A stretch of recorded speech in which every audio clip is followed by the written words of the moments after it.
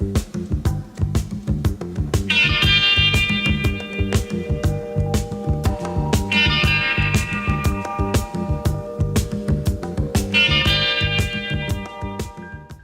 guys, welcome back to my channel. Today it's gonna be a video you've all been waiting for.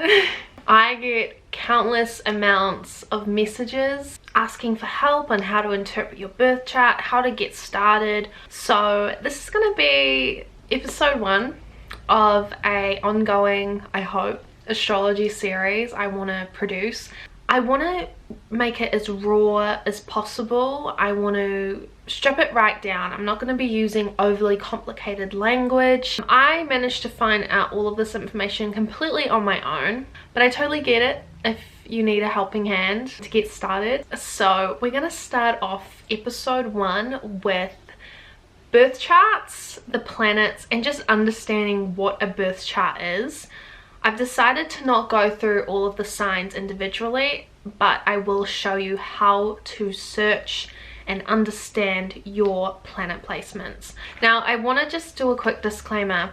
Astrology for me is my tool of use. It's sort of like a self-help thing. I'm also not stating as any of these things as the truth, the meaning of our existence. Nothing to do with that. This is just something fun that I want to show you guys to help you more so find yourselves, find your purpose in life, make the most of your lives. Because for me, getting to know myself and finding myself and finding my true identity was something very meaningful for me in my growth. But the important thing is, if you connect with it and you want to understand it, then there's no harm in learning about it. So today we're going to be talking about birth charts.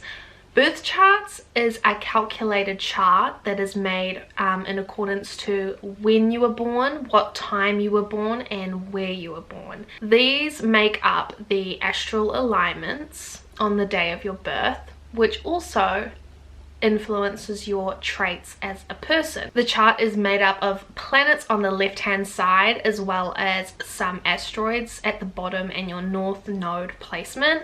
On the right hand side is your houses placements, your first house being your ascendant or rising sign. So I'm not going to go into houses today, but we're going to start off with the left hand side with all the planets. I'm going to explain to you what each planet represents and how to find out what your sign in that planet means. So first question I get a lot is, how do I make a birth chart? How do I calculate it? How do I make sure it's accurate? So I'm going to give you a list of recommended websites or apps that I use, that I trust. So for calculating your birth charts, Cafe Astrology, CoStar, Time Passages, and Astro Charts. There are many websites out there, especially complicated ones. I found that these websites were the easiest to understand, which is Cafe Astrology, which I still use to this day and is going to be the website that I'm going to show you how to get started. I think it's the perfect website for beginners because it really does give you a clear rundown and explanation. To calculate your birth chart, I would recommend calculating it first on Cafe Astrology. So you're going to need to note down your date of birth, your time of birth, where you were born in the world, and this will give a exact calculation. But a lot of people don't always know their time of birth. So if you're not sure of this, you can still calculate your birth chart. You just won't know your houses systems or your rising sign. So your rising sign is essentially the sign that was rising over the eastern horizon when you were born. So if you want to get a precise calculation, I would advise to aim for the exact time by the minute as well as by the hour. So apart from Cafe Astrology, there is some other really good apps or other websites I like to use. CoStar is really good just to have on your phone. It keeps your chart as well as gives you transit information. Transit is when planets move into different signs, go into retrograde. These are all words you will soon learn. But long story short, that's what gives you your horoscopes for the day. Time Passages and CoStar are the apps that are very precise, good to have on your phone and give you daily updates, kind of like a weather app. Once you've calculated your birth chart, it's going to be a lot of gibberish. The first time I looked at it, I had not a clue what any of it meant. The first thing you should do is kind of research by the sign. I would research my sun sign, my moon sign individually, and kind of really understand it thoroughly and connect with it. A lot of the traits you will read, sometimes they won't resonate, and that's okay. It's very much a take from it what you will, what links to you, what connects with you.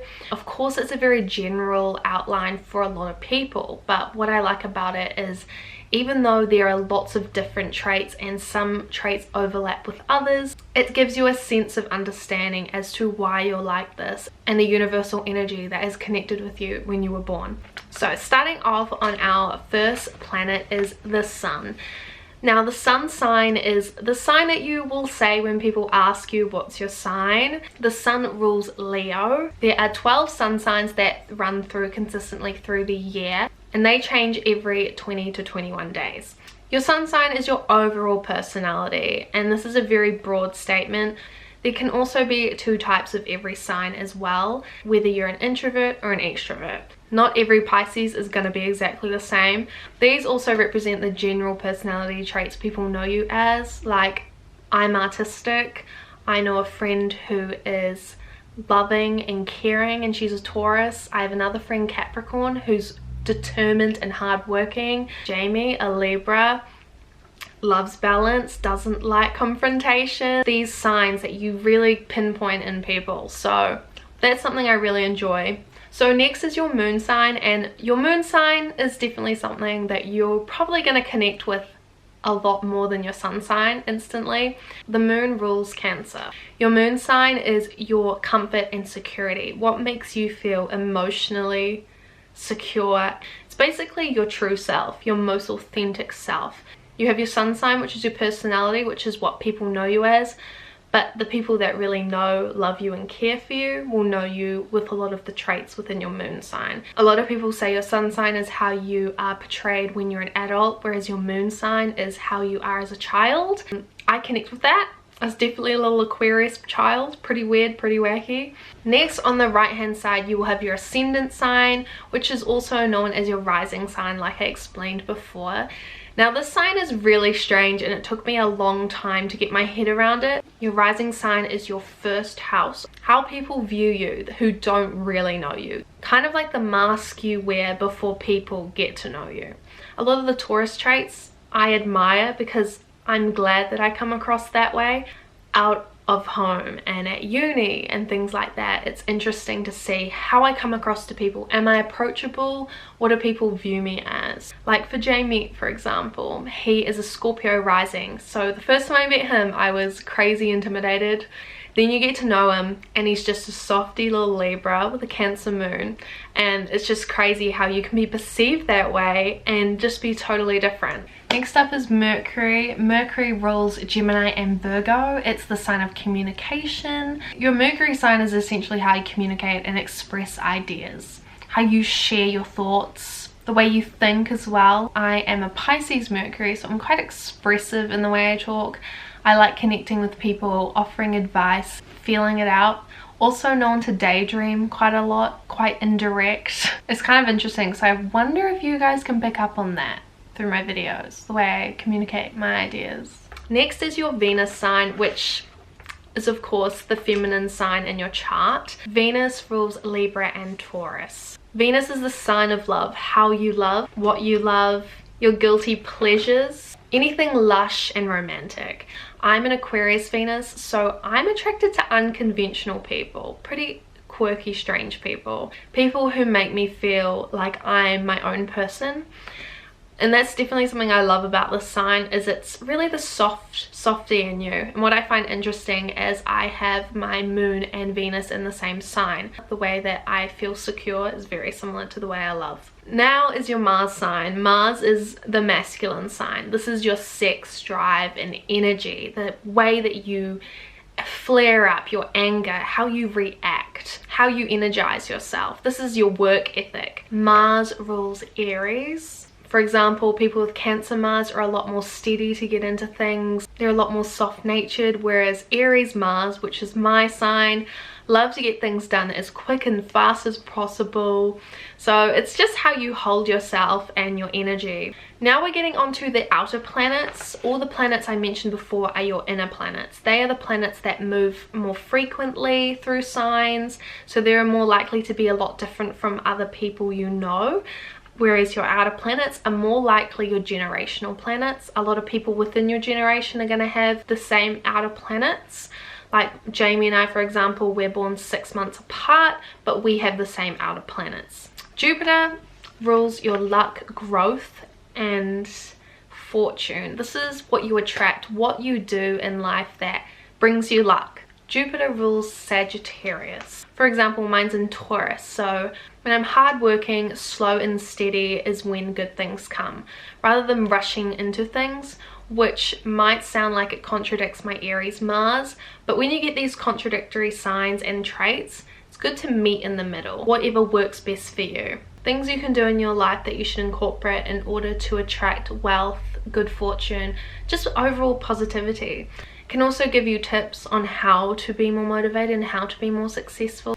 Now Saturn is another one of our masculine signs. It rules Capricorn, discipline, fear, and challenges you may run into in life. However, these tricky things you may come across in life are more likely to help you grow and evolve.